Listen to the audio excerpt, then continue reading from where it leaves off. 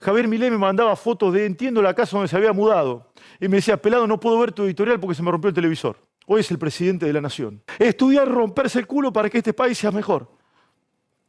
Esa mayoría en silencio metió el voto ayer de Javier Milei. Gracias, señor periodista. Gracias. Entonces, porque sos un señor periodista. Gracias, Javier. Gracias, de verdad. Así se... Ya podés conseguir todos estos modelos en el pelucamilei.com. Acá con la remera de Osea, digamos Osea, la remera de Milei presidente, la gorra de Milei, Piluso de Milei. Bueno, el peluca se puso las pilas y armó todo este merchandising que tiene envío gratis a todo el país y ya lo puedes conseguir en el pelucamilei.com. Sí, esta es la entrevista que manteníamos con el señor presidente de la Nación. Presidente electo de la Nación, Javier Milei. Gracias, presidente, por recibirnos y por atendernos. ¿Qué tal, Esteban? Gracias de verdad. Te digo presidente, te tuteo, no sé. No, como siempre, Sí, como ¿te puedo siempre. decir Javier? Obvio, sí es mi nombre. Sí. ¿Cómo estás? Bien, estamos trabajando fuerte. Desde el lunes a las 7 de la mañana empezamos a trabajar con toda la cuestión de la agenda internacional, recibiendo los llamados de felicitaciones, pero en cada una de las llamadas hemos hablado de temas muy relevantes para los argentinos. ¿Te la están haciendo fácil o difícil, Javier? No, bueno, digamos, todavía no. Porque digamos, la única jugada un poco criticable después se aclaró, ¿no? O sea... Lo de Massa, decís vos. Sí. Digamos, yo igual cuando me lo preguntaron le puse un reparo en términos de que básicamente podía obedecer a la emoción del momento, en un momento negativo, y que podía haber una reacción de esas características. Así es que nada, pero después se aclaró, así es que en ese sentido te diría que nada, que esto, digamos, ya se encauzó. ¿Hablaste con Massa? No, con él no volví a hablar desde el día de la elección. ¿Y cómo fue el encuentro hoy con el presidente de la Nación? Extenso, por lo que tengo entendido. No, sí, fue de 2 horas y media, fue muy cordial. Hablamos sobre aspectos de la transición, hablamos de asuntos de política interna, de política exterior y básicamente de cuestiones vinculadas a lo social. Estuvimos hablando bastante de economía, él me dio su apreciación, yo, digamos, le dije que no compartía, que tenía la mía, pero siempre es valioso tener la visión del otro, ¿no? Para saber, digamos, cómo frente a un mismo fenómeno se puede leer de otra manera. ¿Y de la reunión te fuiste más preocupado de lo que estabas por los números de la Argentina o no? Es que yo ya los conozco, los números de la Argentina, digo, yo laburo de eso. Sí, claro. Entonces, para mí no hay sorpresas en esto. O sea, yo tengo claro, digamos, los desafíos que tenemos y, bueno, y tengo una apreciación y una posición sobre cómo tienen que ser corregidos, ¿no? ¿Los mercados te están dando la razón por ahora o están a favor tuyo de este momento o de este clima de época? Los precios están subiendo mucho. ¿Qué ves? Mira, respecto a lo que tiene que ver con los precios de mercado, yo creo que hubo una señal muy fuerte que dimos el domingo que tiene que ver con algunas de las frases del discurso. En un momento nosotros decimos que bregamos por un Estado pequeño y sobre todas las cosas que honre sus compromisos. Básicamente lo que vos estás diciendo ahí es que las deudas se pagan. Lo que estoy diciendo es, vamos a hacer el ajuste para ser solventes, para pagar la deuda. Y además, en otro tramo del discurso digo, esto no es para tibios, esto no es, acá no es para una solución gradual, esto es para una solución drástica. Si estoy hablando de que lo vamos a hacer de shock. ¿Hay un cambio radical entonces, Javier? Sí, claro. ¿Va a haber un cambio radical? Sí, hay un cambio de régimen, sí. ¿Un cambio de régimen? Cambio de régimen, sí. Y no solo eso, sino que además, otra cosa que nosotros señalamos es que va a haber un respeto a rajatabla del derecho a propiedad. La consecuencia más clara en términos de política económica es: vamos a desarmar el problema de las LELIQs respetando los derechos de propiedad. No va a haber un plan Bonex ni nada por el estilo, va a ser una solución a mercado. Por lo tanto, lo que nosotros estamos diciendo, bueno, también hablamos de la apertura del comercio, pero... Vas a abrir las importaciones. El comercio se va a abrir después de que terminemos con la reforma fiscal y después que terminemos con la modernización del mercado laboral. Una vez que vos seas competitivo fiscalmente y una vez que vos seas competitivo laboralmente, eso es lo que va a permitir abrir la economía sin que cause daño. ¿En qué plazos crees, Javier, eso? Bueno, el equilibrio fiscal, digamos, se va a cumplir al primer año. O sea, el 2024 las cuentas van a terminar equilibradas. Van a terminar equilibradas. O sea... La maquinita se terminó. No tiene que existir más la maquinita. De hecho, el objetivo es que la maquinita desaparezca. Es decir, cuando cerrás el Banco Central es: no quiero más la maquinita. Lo que pasa es que para terminar con la maquinita, primero tenés que hacer el rescate de las LELIQs y después el rescate de la base monetaria. Nosotros tenemos varias alternativas para hacer esto, y si además los mercados siguen acompañando del modo que lo hicieron estos 2 días, puede ser que logremos que la tasa de interés baje rápidamente y que sea plenamente expansivo el ajuste.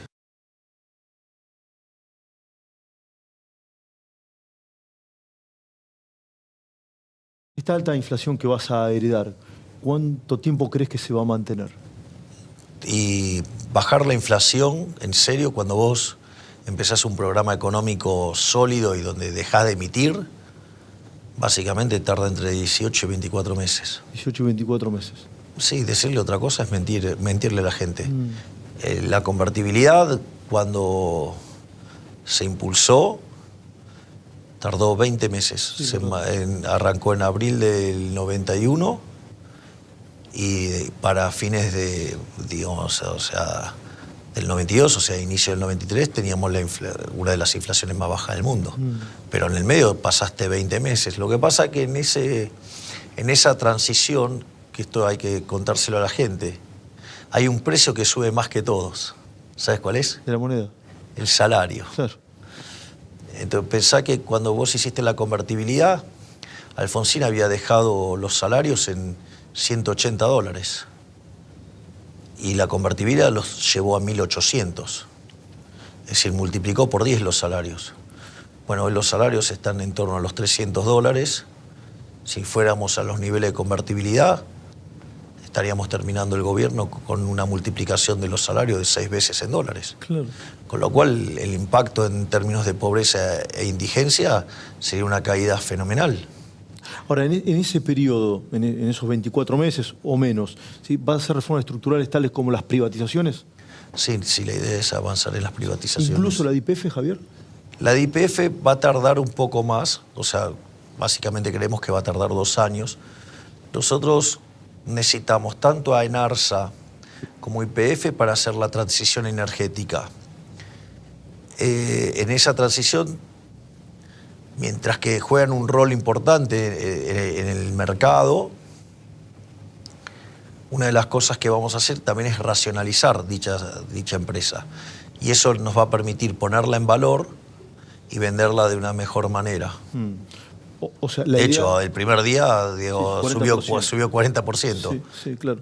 ¿Qué vas a hacer con los planes sociales en el primer tiempo? Sé que los vas a mantener, pero hay intermediarios que ya anunciaron protestas. Por ejemplo, Beliboni manifestó una protesta para el jueves. Y claro, porque la pregunta es, ¿queremos tener intermediarios?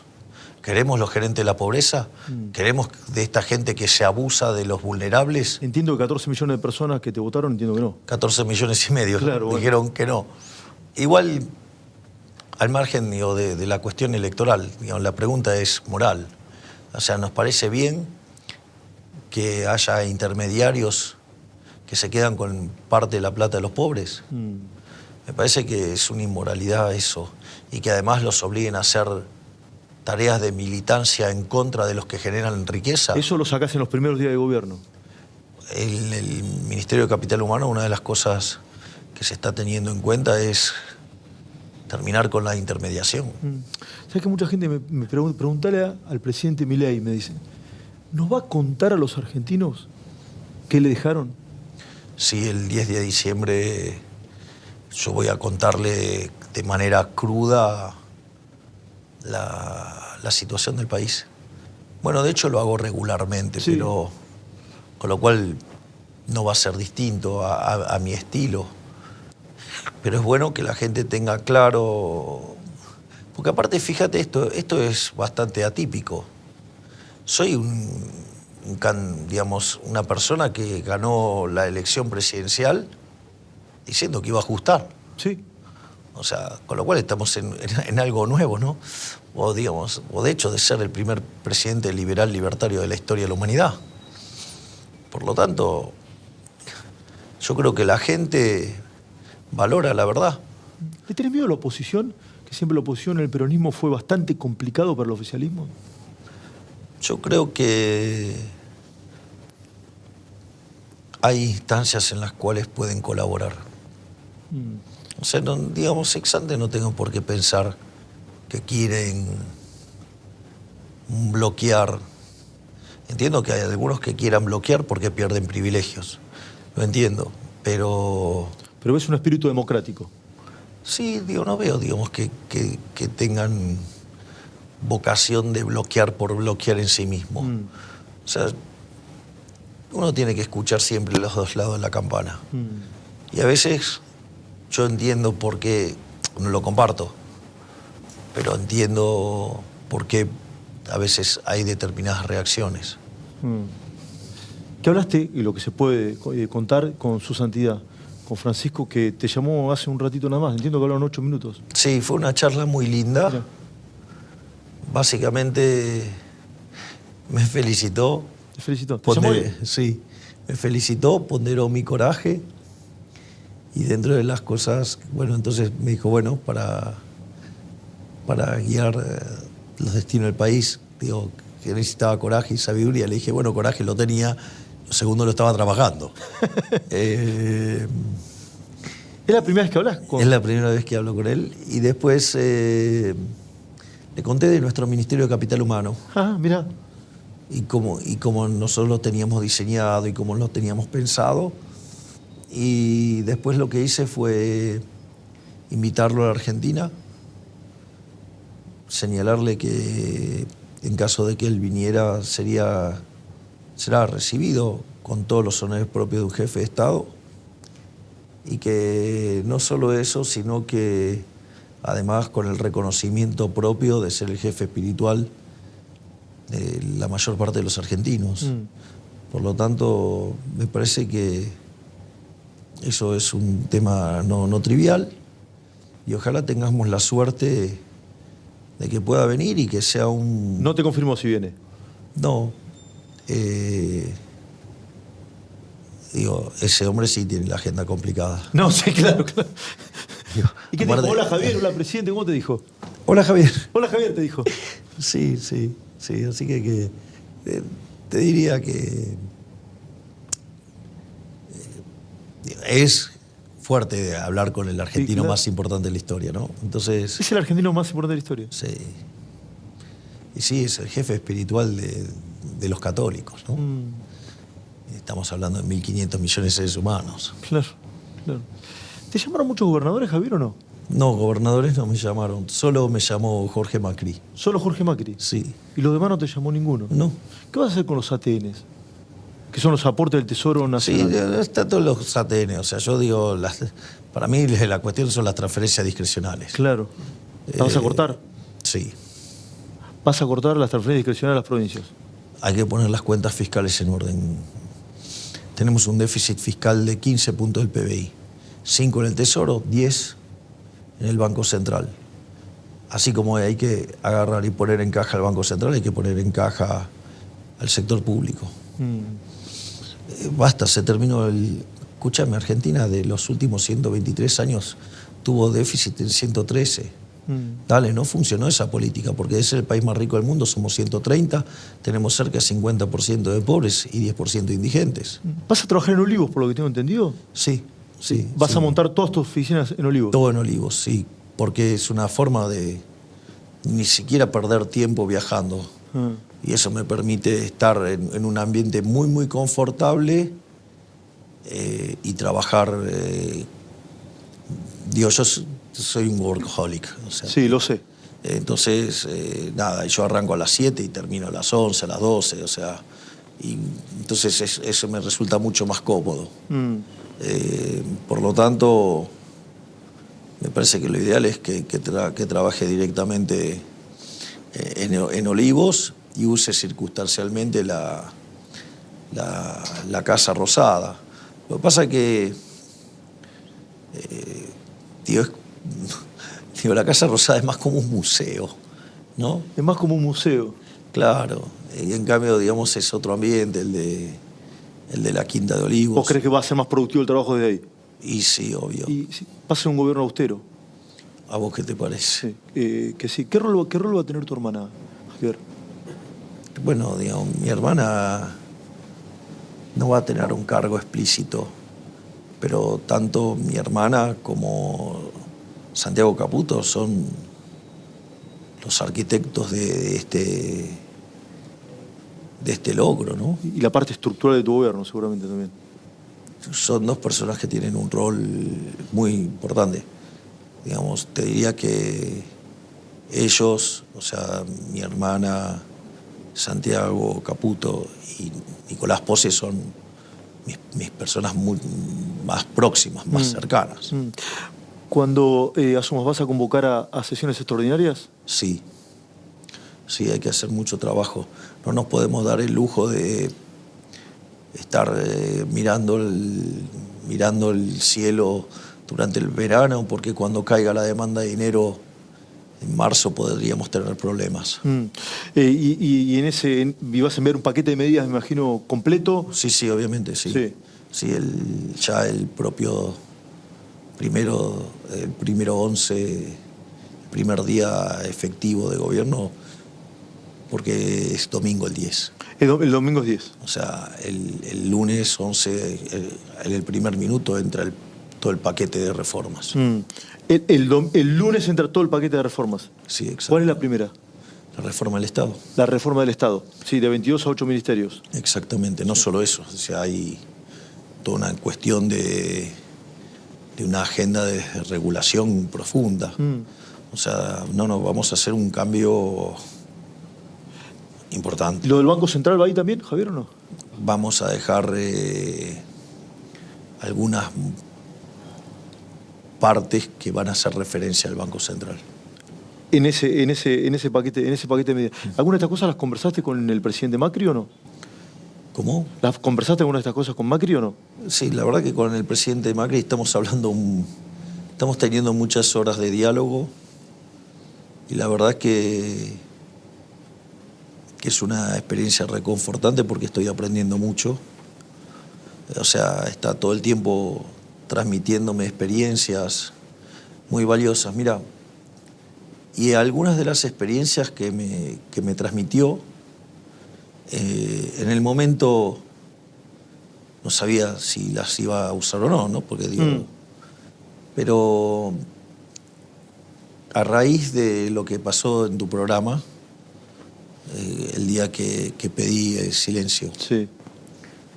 Él me dijo que bueno, con esas cosas tenía que tener cuidado porque en realidad yo estoy escuchando lo que pasa, pero como no hay micrófonos del otro lado, Claro, la gente no lo escucha. la gente no escucha eso. Entonces, por eso alguien maliciosamente dijo que yo escuchaba voces y te agradezco infinitamente que hayas aclarado. No, vos tenías razón, yo lo dije. Bueno, pero hubo gente que en esto de tratarme de loco, básicamente usó eso como una argumentación para hacerlo. Entonces, lo que me contaba Macri es que cuando él tuvo que dar los discursos en la Cámara de Diputados, que le gritaban y decían de todo y que, nada, él tenía que seguir porque él tenía el micrófono abierto y los otros no. Claro. Entonces, si él se ponía a hablar o decir cosas o a contestarle, quedaba como un loco. Y mirá que él me hizo ese comentario desde lo humano, para evitar situaciones como las que estábamos mencionando. Y mirá qué importante fue, porque el día del debate, Massa, en realidad no Massa, digamos, sus asesores brasileros, tenía los tosedores, justamente para perturbarme al momento que yo hablaba. Y es más, cuando hice el cierre, mi frase, mi reflexión final en el debate, estaban tosiendo todos juntos. Y gracias a esa experiencia que me había comentado el presidente Macri, lo pude resolver a lo largo del debate, de todo el debate, y muy especialmente en ese momento. Por último, Javier, tengo que ir cerrando porque sé tu tiempo, sos el presidente de la nación electa y tienes una agenda muy, muy importante. Y obviamente es responsable también cerrar la entrevista para que sigas trabajando. Ayer dije en mi programa que el pueblo dejó de ser peronista, así lo marcan los datos, y que hoy el pueblo es liberal. ¿Hay un pueblo liberal, Javier? Me parece que las ideas de la libertad es de todos los argentinos y que conforme vayan viendo los beneficios de vivir en libertad, cada vez van a ser más populares. Porque en el fondo las ideas de la libertad fueron creadas para salir del yugo opresor. Claro. De los tiranos que ocupaban el Estado, ¿no? Así es que en ese sentido, casi que te diría que la naturaleza humana conduce al liberalismo. Casi como que la naturaleza futbolística conduce al bilardismo. Contame eso y contame eso y me voy, me lo dijiste en la previa. Me decía, vos te lo tengo que contar, pelado. No, porque yo para el resultado. El sábado a la noche mandé un tuit que decía bilardismo 101. Sí. Porque me estaba llegando encuesta y daban unos números que... Entonces, bilardismo 101. Y a lo largo del día me iban llegando números y yo decía, cada vez que veía números tan buenos, se agarraba y los tiraba. Decía, no, esto está mal. Con mi hermana decíamos, esto está mal. Entonces solamente nos quedábamos con los menos buenos. Y después, bueno, nos negábamos a ver números que daban mejor que 3. Y terminó siendo más 12. Terminamos sacando el porcentaje más grande de la historia de la Argentina. Vos me comentaste que sacamos el diferencial más grande de un balotaje en América Latina. Bueno, hay algo positivo en eso, hay un mandato. O sea, la sociedad quiere el ajuste y que ese ajuste lo pague la política y además quiere vivir en libertad, quiere terminar con la inflación y quiere terminar con la inseguridad.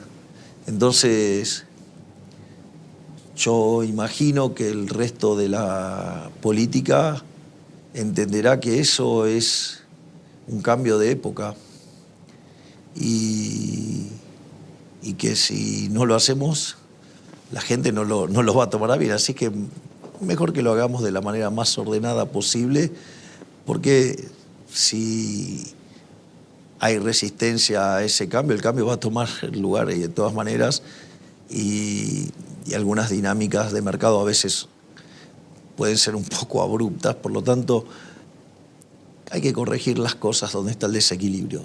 Si la madre de todos los males de Argentina es el desequilibrio fiscal, pongamos las cuentas fiscales en orden, hay esperanza. Gracias, señor presidente. Gracias, Javier Milei. Gracias, señor periodista. Gracias. Entonces, porque sos un señor periodista. Gracias. A la mierda los malditos empresarios, a la mierda sodomitas del capital. Basta de basura keynesiana, ha llegado